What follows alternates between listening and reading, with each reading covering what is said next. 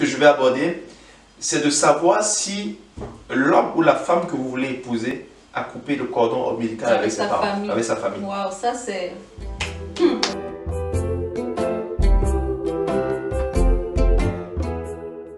Bonjour à tous, j'espère que vous allez très bien par la grâce de Dieu. Et nous revoilà, Daniel et moi. Ça fait quand même un très long moment que je n'ai pas fait de vidéo. Voilà, je me suis un peu... Qu'on n'était pas là. Toi tu étais là pour les évangélisations et tout. C'est pas faux. Donc voilà, moi j'étais un peu absente. J'avais autre chose à gérer. Donc du coup, on est revenu. On a vraiment de très belles surprises pour vous. En fait, on a reçu trop de questions. Il y a des gens à qui j'ai répondu que voilà, je répondrai à leurs préoccupations, mais vu entre parenthèses que je ne pouvais pas. Donc là, on est revenu et on va répondre ensemble à beaucoup de questions. Donc on essaiera de faire une vidéo par semaine, c'est ça mon cœur? Tout à fait. Une vidéo par semaine, voilà. Une vidéo par semaine pour répondre à vos préoccupations. Donc n'hésitez pas si vous avez des questions à poser en inbox. Et voilà. Donc du coup aujourd'hui pour notre première vidéo. Le retrouvaille. En tout cas, si ça peut se dire. La rentrée, si tu veux.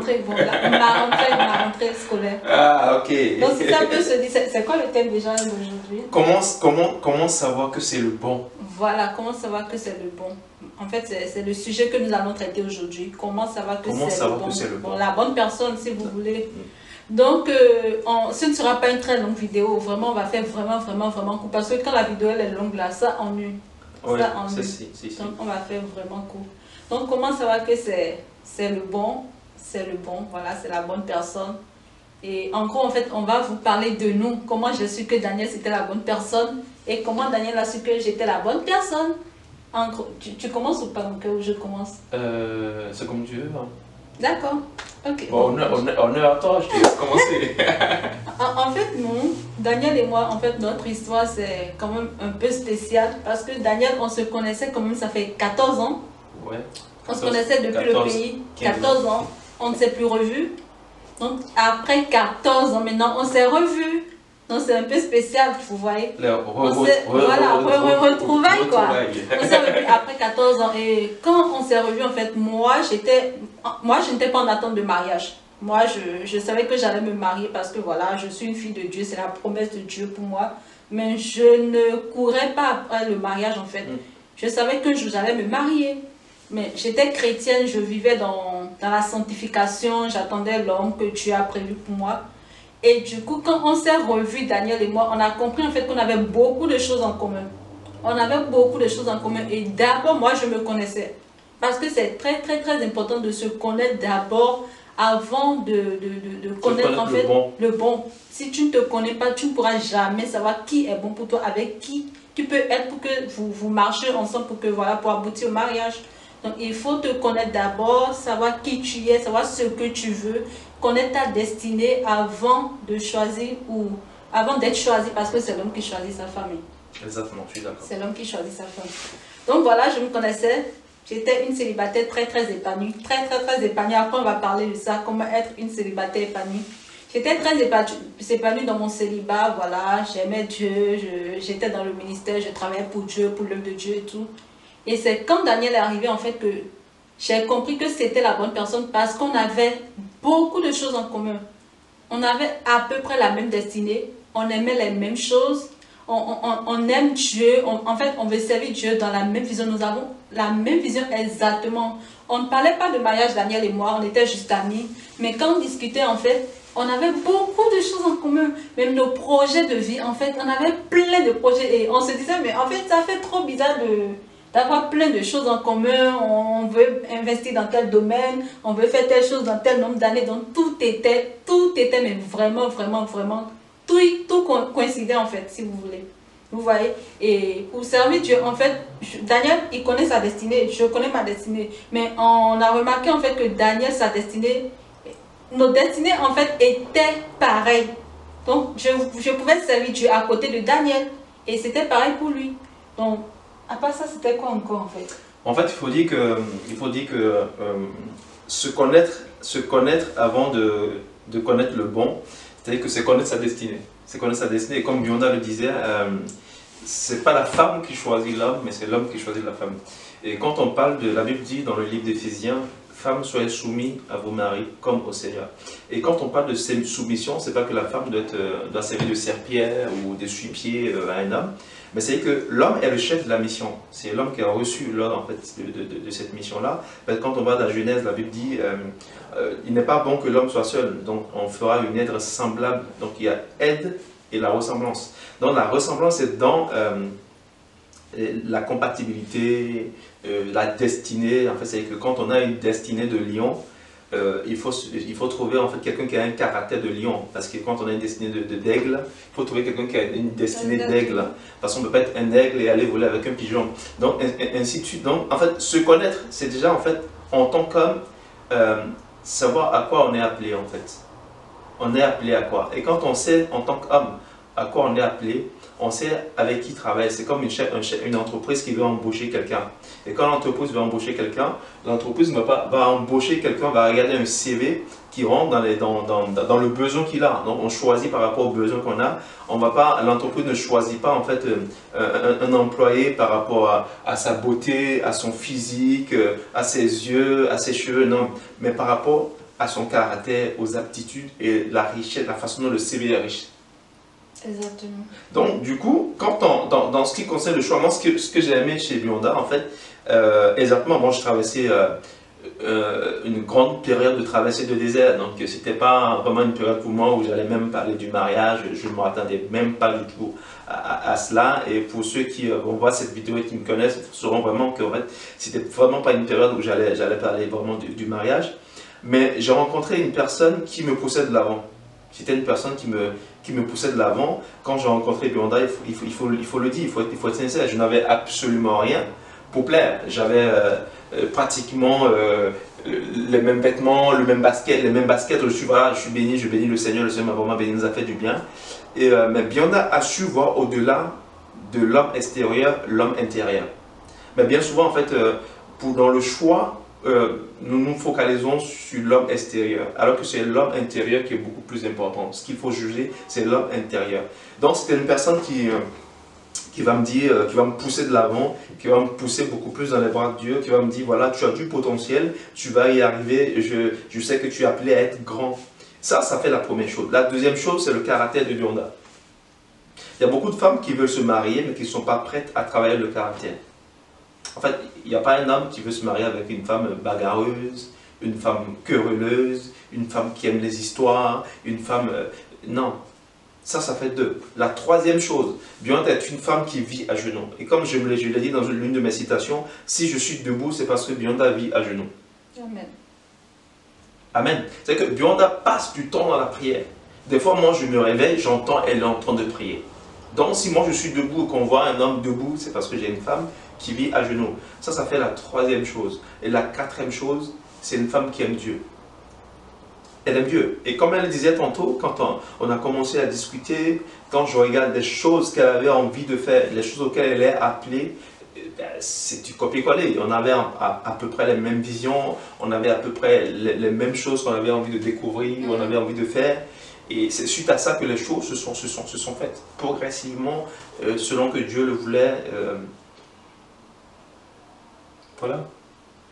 Et je me souviens aussi que quand j'ai rencontré Daniel, je lui demandais en fait, en gros, qu'est-ce que tu aimes faire et tout, c'est quoi tes projets en dehors de Dieu, c'est quoi tes projets et tout. Et on avait exactement les mêmes projets. Moi en fait, j'ai toujours rêvé d'être dans l'immobilier, par exemple, de construire des maisons, de vendre des terrains et tout dans l'immobilier. Et quand je lui ai demandé, mais qu'est-ce que tu as envie de faire à part l'œuvre de Dieu et tout, il m'a dit vraiment qu'il veut travailler dans l'immobilier. Je me dis, en fait, dans mon cœur, je me suis dit, waouh, hein? En tout cas, j'ai trouvé quelqu'un avec qui je suis compatible. Et justement, ça, c'est très important. C'est très important. Je ne coupe pas Bionda parce que il ne suffit pas en fait de trouver quelqu'un qui est chrétien, qui croit en Dieu. C'est important. On est tous appelés, on est disciples de Christ quand on aime le Seigneur. Mais quand on rencontre quelqu'un, on ne voit pas d'abord son spirituel. On voit d'abord l'homme, l'extérieur, ce qu'il est. On ne se trompe pas. Exactement. Mais bien souvent, en fait, l'erreur que nous faisons, ou que les gens font, lorsqu'il s'agit de savoir en fait, si c'est la bonne personne, si on s'appuie beaucoup plus sur l'homme extérieur. Oui. Elle est belle, elle est jolie, elle a de beaux yeux. C'est vrai que ma femme, elle est très belle, mais en fait, je ne suis vraiment pas allé vers ma femme que pour la beauté. Parce que en fait, l'homme intérieur était aussi, il y avait beaucoup de choses, il y avait beaucoup de valeurs que je vais aborder. C'est de savoir si l'homme ou la femme que vous voulez épouser a coupé le cordon ombilical avec ses parents, avec sa famille. Waouh, ça c'est... Je peux vous dire que juste là, voilà, on ne vit que le bonheur, quoi. On ne s'est jamais disputé, on ne s'est jamais pris la tête parce que voilà, Dieu fait grâce. C'est pas parce que on est fort, on est intelligent, mais c'est la grâce de Dieu qui Quand on rencontre quelqu'un, il faut vraiment se poser des questions. C'est en se posant des questions, en demandant à l'autre qu'est-ce que tu as envie de devenir, qu'est-ce que tu veux faire dans 3 ans, dans 2 ans, quels sont tes projets. Mais bien souvent, en fait, quand il s'agit de se marier, et déjà je voudrais rapidement rappeler en fait qu'on ne se marie pas pour la beauté de quelqu'un. Le seul et unique but pour lequel Dieu a instauré le mariage, c'est pour pouvoir accomplir les desseins de Dieu. C'est deux personnes qui ont une destinée. La destinée, c'est ce qu'on est appelé à faire dans cette vie, sur cette terre. Et la destinée de l'homme se trouve dans l'agenda de Dieu. C'est que Dieu a un gros agenda comme ça, qu'on appelle le dessein de Dieu, les desseins de Dieu. Et dans ces desseins de Dieu, chaque homme a quelques 3-4 pages qu'on appelle la destinée. Donc on cherche quelqu'un avec qui on va pouvoir en fait accomplir notre part dans le plan de Dieu. Exactement. Tu as fini? Oui, je te laisse, je te passe la parole. Donc, qu'est-ce que je voulais me dire déjà? En fait, voilà. Moi, ce qui m'a beaucoup aidé à savoir qui était le bon pour moi, parce que, disons la vérité, c'est vrai que j'étais chrétienne et tout, mais j'avais beaucoup de dragueurs. J'en avais beaucoup dans tous les sens. Mais ce qui m'a beaucoup aidé à connaître le vrai, c'est que j'avais un cahier où j'avais écrit mais vraiment le type d'homme que je voulais. Le type d'homme que je voulais, j'avais écrit en détail en fait. Et quand je priais, je demandais à Dieu exactement ce que je voulais comme homme.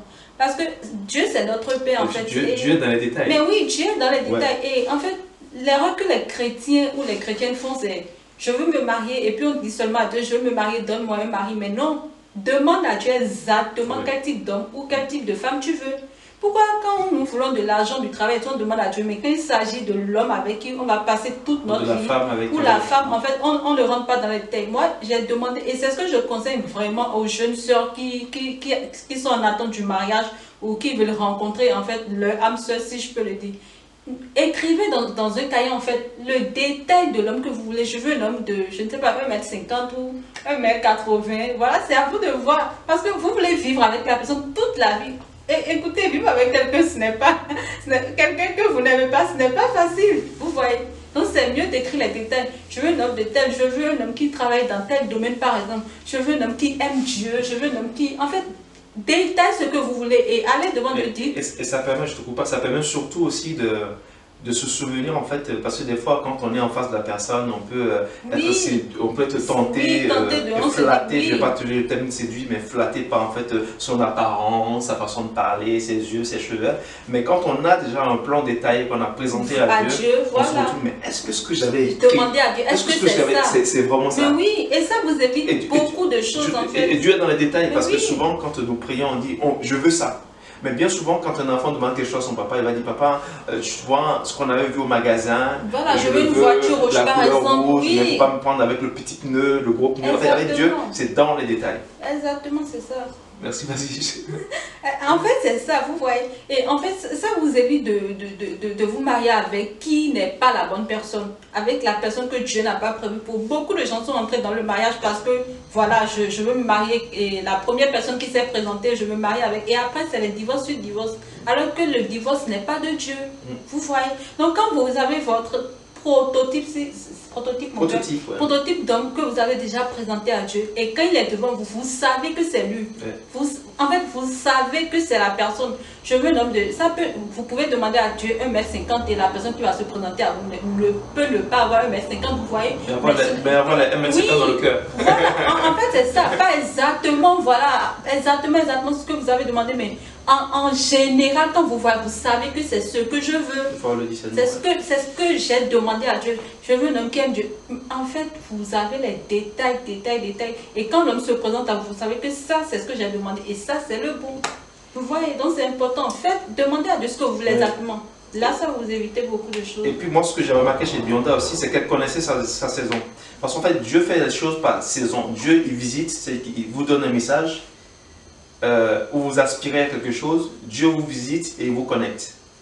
Et j'ai remarqué en fait que dans cette période-là, où j'ai rencontré Bionda, on discutait tout ça, en fait, elle a compris, elle a saisi la saison en fait. Et bien souvent, beaucoup de personnes, des fois, passent à côté de la saison. Dieu travaille par saison. Là, par exemple, on approche l'automne, c'est ça? Et bientôt, ça va être l'hiver. Et en été, par exemple, il y a des fruits qu'on trouvera en été. En hiver, il y a des fruits qu'on ne trouvera pas. Et c'est pareil, notre vie sur terre, il y a des temps où Dieu nous visite.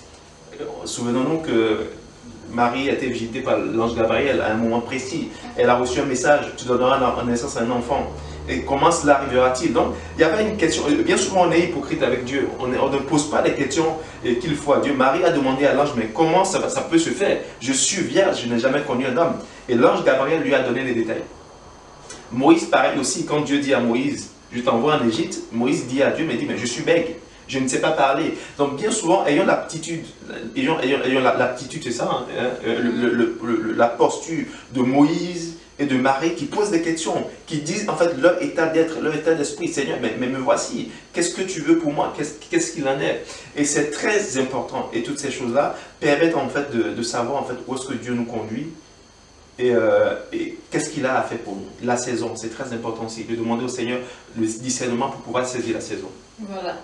Et autre chose aussi, tu ne peux pas être une femme qui aime beaucoup voyager, une femme qui aime beaucoup sortir et épouser un homme casanier. Je vous assure, ce n'est pas possible. En fait, ce sont des erreurs que nous faisons parce que nous attendons le mariage. Et surtout à un moment donné, à un âge donné, tellement nous avons la pression par-ci, par-là, qu'on veut coûte que coûte se marier et on se marie à la mauvaise personne. Et le mariage, comme j'ai l'habitude de dire, c'est pour toute la vie. Je vous assure, vous allez vous ennuyer. Tu ne peux pas être une femme qui a envie de faire des affaires dans le monde, voyager, faire des conférences passées et aller épouser un homme qui te dit déjà qu'en fait, en discutant, moi, je n'aime pas trop sortir et tout. Mais non, tu vas t'ennuyer. Parce qu'à un moment donné, même si au début de votre mariage, il essayait quand même de faire semblant, à un moment donné, mais il va te montrer son vrai caractère. Parce que quand toi, tu vas vouloir voyager, aller à New York, aller je ne sais pas où, lui, il va te dire, mais non, oui, parce que moi, non, restons à la maison ici. Il va te bloquer et c'est ton mari, c'est ton autorité, tu ne pourras rien dire. Vous voyez, et les problèmes commencent par là. En fait, il faut que tu épouses quelqu'un. Tu ne peux pas être, par exemple, je ne sais pas, une fille, ce n'est pas être, en fait, avoir des standards, ce n'est pas que vous êtes orgueilleux, mais non. Tu es peut-être une fille ou bien un homme et tu as été élevé dans le luxe, si je peux le dire. Et tu vas épouser un homme, une femme. Je ne dirais pas pauvre, il n'y a pas de personnes pauvres, nous sommes tous riches, mais je ne sais pas si tu comprends ce que je dis. Tu vas épouser un homme qui a été élevé, mais humblement, bien dans presque rien, mais vous aurez tout le temps des problèmes, parce que quand toi tu vas vouloir, je ne sais pas, un appartement de 4 niveaux, de 5 niveaux, lui va te dire non, faisons un rez-de-chaussée. Et en fait, il y a toujours des problèmes. Essayez de vous marier avec quelqu'un avec qui, en fait, vous voyez la même chose, vous avez la même vision, les mêmes...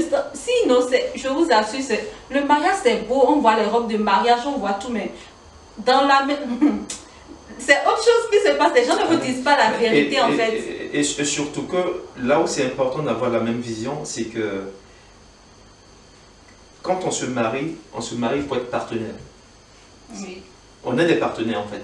Parce que quand on se marie, il faut se rappeler qu'on se met ensemble pour bâtir en fait. Pas pour être divisé. Et quand on bâtit ensemble, on ne peut pas bâtir avec quelqu'un avec qui on n'a pas la même vision. Mais comme on n'avait pas la même vision, en fait, chacun fait ses choses de son côté. Et plus on fait les choses chacun de son côté, plus on s'éloigne. Mais plus on fait les choses ensemble, plus on se rapproche. Moi, il n'y a pas une seule chose que j'ai envie de faire que je n'inclus pas mon épouse. Nous, on se dit tout. Je ne lui dis pas tout. Je dis tout. Alors tout, même quand je vais acheter, même, je sais pas, un truc banal en fait. Même si elle n'est pas là, et que je suis au magasin, je fais un direct sur WhatsApp, je lui montre, chérie, regarde, qu'est-ce que tu veux. En fait, tout ça, ça soude, ça unit. Bon, quand tu m'appelles, quand je suis là, tout de suite mon téléphone est sur haut-parleur. Voilà, nos téléphones sont toujours sur haut-parleur. Il n'y a pas de tu appelles, il n'y a rien en fait. Tu appelles, tout le monde est voilà, on est nus. Voilà. Parce que dans le jardin d'Éden, Adam et Ève étaient nus. Donc on est vraiment nus. Tu m'appelles, tu me dis, est-ce que ton mari est là? C'est qu'il est déjà là, il a déjà tout entendu en fait. C'est pareil. Moi par exemple, il ne faut pas me dire, ne dis pas à ta femme. Il va le dire, il n'y a rien à faire. C'est clair, donc il ne faut même pas me dire, si tu sais qu'il ne faut pas que ma femme entende, il ne faut pas me dire. Ta chose en fait. Et c'est important toutes ces choses-là, il n'y a pas de petites, des cachotteries, je ne lui cache ça, je ne lui dis pas ça, machin, tout ça. Donc c'est très important. Et l'autre chose, parce qu'en fait, la Bible dit que l'homme quittera son père et sa mère et s'attachera à sa femme. Mais un homme qui est toujours attaché émotionnellement à sa famille, à son père, à sa mère et à ses soeurs, en fait, il est encore un garçon, c'est pas encore un homme. Vous allez avoir des problèmes. Parce qu'en fait, ça va être sa famille qui prendra à sa place les décisions importantes du foyer. Exactement. Donc, il est important de checker, de savoir si cet homme-là est toujours connecté en fait à sa famille, à sa mère, à son père, s'il reçoit les instructions de là. Quand c'est quelqu'un qui vous dit tout le temps, ah maman m'a appelé aujourd'hui, maman veut que je fasse ça, attends, ou vous êtes au téléphone avec la personne et tout de suite elle vous dit, bon écoute, je te rappelle, il y a maman qui m'appelle, je coupe. Tout ça là, c'est dans le copinage ou dans les fiançailles qu'il faut vérifier, ce n'est pas dans la maison que tu vas checker. Parce que quelqu'un qui n'a pas coupé le cordon ombilical avec sa famille, vous aurez des problèmes avec. Trop de problèmes. Moi aujourd'hui je le dis, tu peux être mon père, tu peux être ma mère, tu peux être ma soeur. Si tu rentres dans ma maison, que si tu ne respectes pas ma femme, je te mets à la porte, c'est clair. J'aime mes parents, j'aime ma mère, j'aime mon père, j'aime mes soeurs. Mais le cordon ombilical, il est coupé. Donc il est important de checker aussi et de savoir si le cordon ombilical est coupé. Si le cordon n'est pas coupé, c'est que par le cordon ombilical, le lien familial est toujours là et c'est la famille qui va diriger votre foyer. C'est-à-dire que c'est l'instruction que l'homme ou la femme reçoit de ses parents qui sera imposée dans le foyer. Donc ça aussi, c'est très important à checker pour savoir si c'est la bonne personne. Oui. C'est important. Oui. Qu'est-ce qu'on a oublié? Je ne sais pas. Je ne sais pas, je réfléchis. Je pense qu'on a fait un peu le tour. Oui, je pense qu'on a vraiment fait le tour. En tout cas, de mon côté, voilà tout ce que j'ai eu à faire. Oui, un petit cahier, demander à Dieu. C'est pour se connaître qu'on vous dit, restez fiancés le temps de vous connaître. Tu ne peux pas rencontrer quelqu'un et tu sais, tu as remarqué dans vos fiançailles que la personne c'est un homme nerveux, une femme très nerveuse qui se met très vite en colère et tout. Et tu te dis, en fait, dans une bagarreuse, et tu te dis, non, en fait, arrivé dans le mariage, il va arrêter ou elle va arrêter ou je vais l'éduquer. Frère, sœur, tu vas souffrir. Parce que tu ne peux pas éduquer quelqu'un qui a été nerveux depuis 29 ans ou 30 ans. C'est maintenant que toi, tu l'épouses, que tu veux le changer ou l'éduquer. Tu veux éduquer qui? Tu n'es pas sa mère ni son père. Tu ne peux pas. Et ce sont des erreurs que nous faisons. Il y a trop de divorces. Même les jeunes, tu vois quelqu'un qui se marie en 2015, en 2018, il est divorcé, te dit non, tu demandes ta femme, son mari, non, on n'est plus ensemble. Et c'est surtout, en fait que au niveau du choix, parce que je disais tantôt, je disais dans une vidéo le fois qu'il n'y a pas de mauvaise personne. Mais il y a des mauvais choix. Exactement. Parce que la personne qui n'est pas bonne pour toi, sûrement oui, bonne pour quelqu'un d'autre. Quel que soit son caractère, il va rencontrer quelqu'un qui a le même caractère que lui. S'il a un caractère de chien, il va raconter quelqu'un qui a un caractère de chien. Et les deux vont s'accorder et ça ira. Alors qu'avec toi, ça ne peut pas passer. Ça ne peut pas passer parce que tu n'as pas ce caractère-là. Tu as un caractère de colombe. Tu es douce, tu n'aimes pas des histoires. Tu vois, et l'autre, il a un caractère ou elle a un caractère de tigre, quoi. Tu vois, et le tigre mange le pigeon. Mais après, il y a aussi la douceur qui peut aller aussi avec le caractère de tigre. Tu vois, ça dépend. Ça dépend, mais tout ça, il faut checker. Mais vous ne pouvez pas être des tigres dans la même maison, ce n'est pas possible. Non, il faut checker. Moi, par exemple, je suis trop douce, trop calme et tout. Et mon mari, bon, voilà, il est. Moi, je suis plus caressé. Moi, c'est chap, en même temps. Voilà, on fait les choses chap. Donc, en fait, on se complète, nous deux, on se complète. Mon mari il est attentionné, mais il n'est pas doux comme moi, vous voyez. Donc, on se complète. Attends, comment ça, je suis pas doux? Ah, bébé. Bon, ok, tu es doux, mon cœur. Voilà. Vous voyez, on se complète. Donc, il faut savoir ce que vous cherchez. Les chrétiens, on divorce trop, alors que ce n'est pas possible. Dans la Bible, en fait, c'est vrai que vous pouvez divorcer, mais à des conditions. Quand l'homme te bat, ok, ça, tu peux divorcer, c'est gérable, parce que tu ne vas quand même pas rester dans la maison et mourir, vous voyez. Mais divorcer pour je ne sais pas, on ne s'entend pas, ou, je ne sais pas, des petites choses comme ça, des problèmes de caractère, en fait, ce n'est pas possible. Donc, c'est au niveau du choix. Souvent, quand on veut construire une maison, on prend le temps pour regarder le bâtiment, l'architecte, comment on fait, on construit comment, ça va durer dans le temps. Mais le mariage, qui est un projet de vie, de longue vie d'ailleurs, on ne passe pas le temps, on ne regarde pas, on ne check pas. Parce que vous vous mariez à une mauvaise personne, vous faites le mauvais choix, vous enterrez votre destinée. C'est ça. Vos intérêts de votre destinée. Et il y a des personnes aujourd'hui qui vivent des situations comme ça, qui ne peuvent pas divorcer, Oui. parce qu'ils ne sont pas dans les conditions, l'un des critères que Bionda vient de décrire, être dans la vie est en danger, la vie est en danger et tout ça, mais qui subissent. Vous allez même dans des maisons de couples chrétiens, on ne se parle pas, On ne on se parle dispute, même pas. on Je se vous parle assure. juste le samedi à 0h parce que Et dimanche, oui. on doit aller à l'église. Même dans la voiture pour aller à l'église, on ne On se se parle parle pas. pas, et C'est quand on arrivé arrive à à l'église l'église, qu'on donc, se parle. on fait un Mais semblant c'est quoi de, ça? on fait un semblant voilà, que tout va bien, et au retour, on retourne à la maison, on rebelote. Et il y a des couples comme ça qui vivent Et dans on des ne peut pas situations comme divorcer ça. parce que voilà le regard des gens de Des dehors. autres, Mais tout ça, c'est de grave, dehors. je vous assure. Donc, Soyons une génération, en fait une nouvelle génération. voilà, Soyons une nouvelle génération. choisie, quoi. Oui. Une génération Oui, mise mais à c'est part. vrai. Une génération mise à Une part. nouvelle génération Qui fait les choses autrement. Oui. Qui fait les choses vraiment autrement. Donc voilà, je pense qu'on a fait un peu le tour ce Oui. matin de ce qu'on avait. J'espère qu'on n'a pas dépassé les 30 minutes. Non, on a prévu 30 minutes, 30 minutes pas vidéo. maximum 30 minutes, Maximum pas vidéo. Et je pense même avec le temps qu'on va peut-être réduire aussi parce que Oui.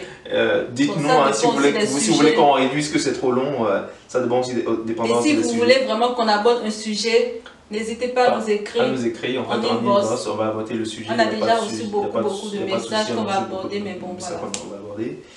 Donc voilà, soyez bénis, aimez-vous, aimons-nous vivants. Aimons-nous vivants. Aimons-nous vivants, et puis voilà, que ceux qui attendent le mariage, n'attendez pas que le mariage, mais aimez beaucoup Dieu.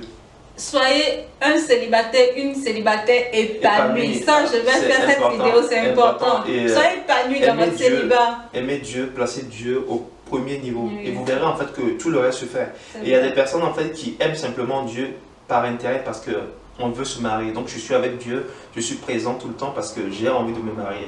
Et quand c'est ça, Dieu voit que c'est pas désintéressé. Dieu veut des personnes qui sont avec lui de façon désintéressée, qu'il aime parce qu'il est un père. Et quand Dieu voit ce cœur-là, il déploie toute sa force, toute son énergie. Donc ne soyons pas seulement avec Dieu parce qu'on veut se marier, on veut ci, on veut ça. Il faut vraiment aimer Christ en premier et Christ fait tout le reste du travail. Amen. Ce sera tout. Ce sera tout pour aujourd'hui. Soyez bénis Soyez et bénis. à très bientôt. À bientôt.